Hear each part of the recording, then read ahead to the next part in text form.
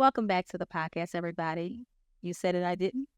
I am yours truly, Arianne, licensed therapist, and here we discuss all things mental health, overall health, and everything in between. Today, I think, and this is a big statement because we're kind of just getting started, but I think that this will probably be my favorite episode. This is I want to label or title this episode "It's Personal." Um, it is. Well, everything is personal to me, but it's personal. And the reason why I wanted to shoot this episode or to discuss this topic rather is because we live in a world where everything is generalized. And I just said the word everything. And the truth is, it's actually not. There's some things that are unique and some things that are specific to your situation, whether it's finance, whether it's business, whether it's therapy. There are a lot of things that are so personal. Parents, there's so many things. And we live in a world where everything is generalized. Women do this, men do this. You should do this. You never do this. Stop doing this. Like, the commercials, the sponsored ads, but just a lot of people are generalizing everything. And I even sometimes find myself using more use statements than I would like to use them. And when I teach communication and when we're having discussions about communications, we have to kind of condition ourselves to use more I statements. And if anyone's familiar with learning communication and speaking and things of that nature and conflict resolution, problem solving, you'll understand what I mean. Like you'll understand the power behind I statements versus you statements. But yeah, everything is so generalized and you can really get caught up. I have gotten caught up. But I am a person who I pride myself on thinking for myself and being different and not really pursuing different, but being receptive of different. Like it doesn't alarm me that you're different than I am. It doesn't offend me that we have a difference of opinion because I know, There is a young lady who I absolutely adore, Megan Ashley. I'm sure you guys are familiar with her. She has a podcast of her own. I think In Totality is the name of her podcast. And she made a comment about journaling. And she said that she has a lot of unfinished, I'm paraphrasing, of course. She said she has a lot of unfinished journals. And she heard God tell her you can always start over. And let me just give you some background. Megan Ashley is beautiful on the outside. She has a beautiful soul. She is kind. And from what I know, obviously I know probably just as much as you know about her, how she talks about her children, how she talks about not only God, but her relationship with God, her walk with God. She is so honest. And there's so many things that feel familiar to me. I could see why she is an influencer. She inspires me. So a lot of the things that she would say, naturally I would gravitate to because we have so many similarities, right? So when she made the comment, I said, oh my gosh, I do have some unfinished journals. You know what? You're right, girl. I can just go start new again. Of course, I had to stop myself and ask myself, wait a minute, why? Why would you just immediately say, oh, me too. Yeah, you're right. Let me just go do that. When at the time, and it's still I'm still in that space where I am very clear on my walk with God. Like I'm clear on my position. My position in this season is to commit. It is to focus and finish what I started. Not to multitask, not to start. It is to finish, get still, stay here. And I'm clear because of my walk and my relationship with God. I get so many reminders, whether it's in my dreams, whether it's 1,000,002 scriptures, something I'll see while I'm driving, something somebody will say. I'm reminded and it's confirmed over and over again the season that I'm in, and I do not question it. And still, I said, oh, girl, me too. I have to just start over. I'm going to give me a new journal. I said, nope. But imagine me, a person who has a level of awareness, level of consciousness, independent thinking.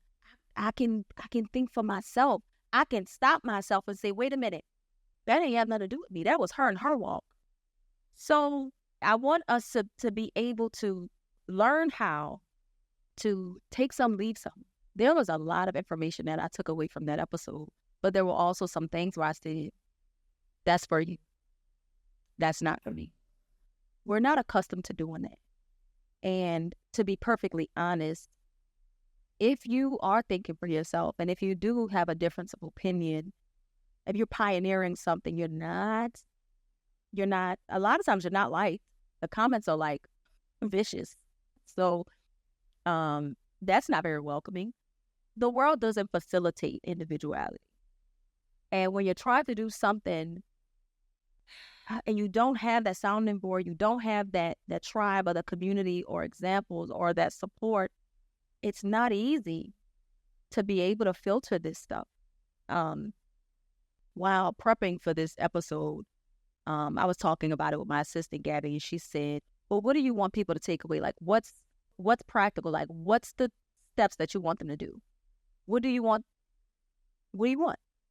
And I was just like, nothing. I don't want them to do anything.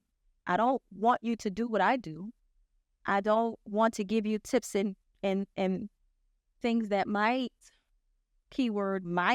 work for you. I personally don't feel comfortable saying, you should do this, this, and that, because I don't know your life. Like, I don't know what you have going on. I don't know how many children you have. I don't know your finances. I don't know your pre-existing traumas. Like, I don't know I don't know your communication styles. I don't know your eating habits. I don't know if your children have disabilities. I don't know. So if I tell you do this without this is how you do this, I don't feel right. So the only thing that I could tell a person to do is to find someone to walk the walk with you.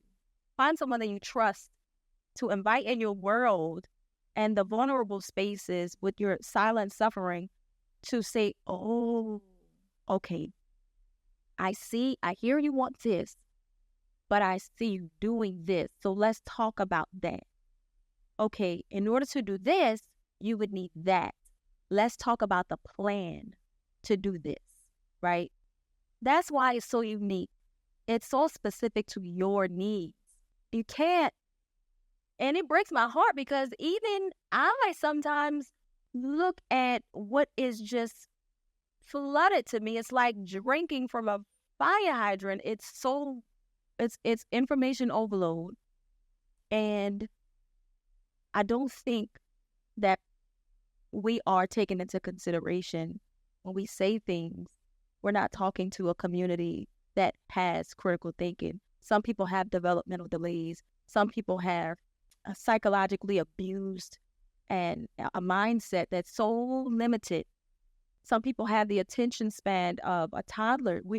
We have to take into consideration who's on the other side of this information. So when I say it's personal, it's so personal. Even when I started talking about getting into therapy, I followed up with saying, hey, just because you finally found a therapist doesn't mean that that's the therapist for you. And I wanted to coach you on how to find the right therapist for you. Can you commit to therapy? Can you afford therapy? When you find a therapist, do you feel weird about it? Do you feel scared? Do you feel whatever? How comfortable are you? Like, those are some really important questions, because if you really are ready to do the work, at some point you're going to have to let somebody in, and it's going to get scary. And next level vulnerable.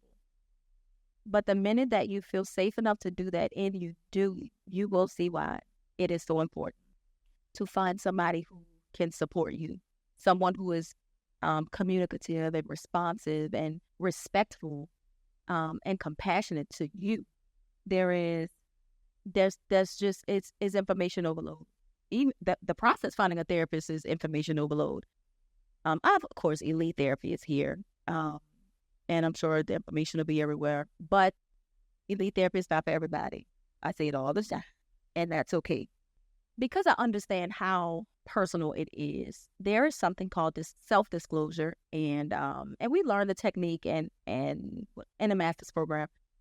When you are about to self-disclose, it should be only for the benefit of the client. And sometimes we're in therapy and the client has gone through what maybe something that I've gone through. Obviously, we have the urge to want to share that, right? But sometimes you really have, in real time, and you have to do this quick because you want to remain present.